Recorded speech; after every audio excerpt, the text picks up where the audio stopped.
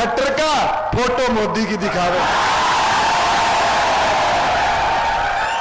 मेरी तो अपील है, इनसे पूछने का काम करो कि बताए खट्टर साहब, ये हमारे भिवानी, दादरी, महेंद्रगढ़ की खदानों से 5,000 करोड़ का घोटाला हुआ और फिर क्यों इश्तिहार लगाते हो ईमानदार सरकार, मनोहर सरकार? अगर ये ईमानदार सरकार है तो फिर वो 5,000 करोड़ रुपए क्यों लूटेंगे? अगर असलियत में ईमानदार सरकार थी तो फिर इनको ईमानदारी को पोस्टरों के माध्यम से नहीं चलाना पड़ता। साथियों, कभी चोर ये कहते हैं मैं चोर हूं,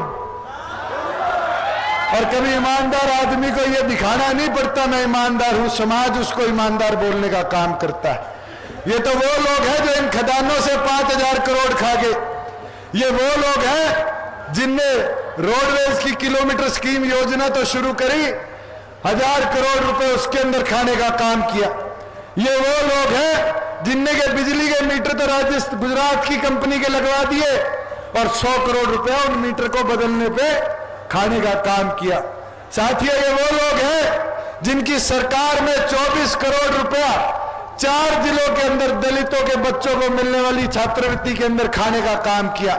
साथियों, ये वो लोग हैं जिनने हमारे पीएचडी करे हुए, एमए करे हुए, एमटेक करे हुए बच्चों को चपरासी लगाने का काम किया है। साथियों, ये वो लोग हैं जिनने इन युवा साथियों को 300 किलोमीटर धक्के कटवाने का बसों में काम किया। ये वो लोग हैं जिनने हमारे जो किसान धरने पे बैठे थे, 7 लोगों की जान चलेगी मगर उनकी एक बार भी आवाज सुनने का काम नहीं किया। ये वो लोग हैं जिनने कर्मचारियों के साथ वादे बहुत बड़े करे मगर कर्मचारियों को 5 साल सिर्फ लट से पिटवाने का काम किया।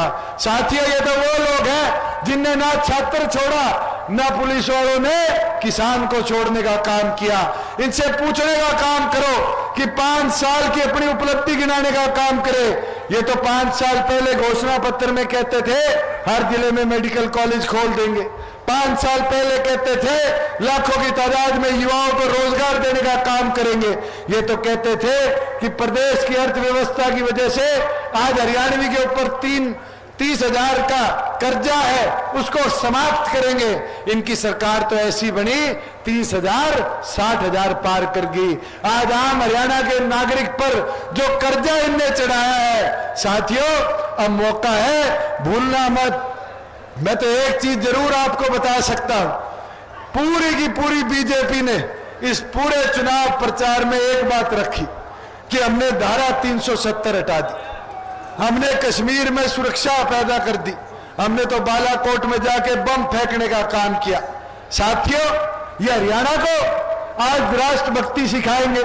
हमारी तो वो धरती है जिस धरती से पाकिस्तान के, चाइना के बॉर्डर पर हर 10वां जवान बंदूक तान के खड़ा है। तो ये मेरी माताएं बैठी, बहनें बैठी, इनका लाल, इनका स्वाद बैठा है। हरियाणा की तो वो धरती है शायद जितने गुजरात से आज तक आर्मी में भर्ती नहीं हुए, उससे ज्यादा बच्चों ने तो इस धरती के, इस देश की सुरक्षा में बलिदान देने का काम किया है। मोदी जी, अगर आपको सीखना है तो सतपाल सांगवान जी से सीखिए।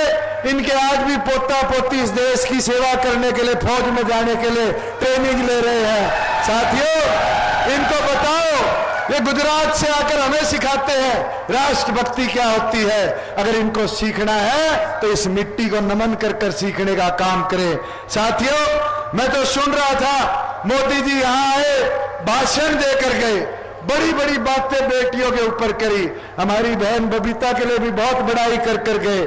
मैं तो आपसे पूछता हूं, 5 साल खट्टर राज रहा, 5 साल खट्टर साहब ने सरकार चलाई।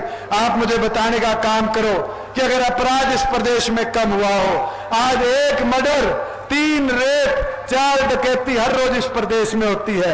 ये बेटियों की सुरक्षा की बात करते हैं। हफ्ता पहले 3 साल की बच्ची के साथ आपके कैथल के अंदर रेप हुआ, उसके हाथ पांव काट दिए गए।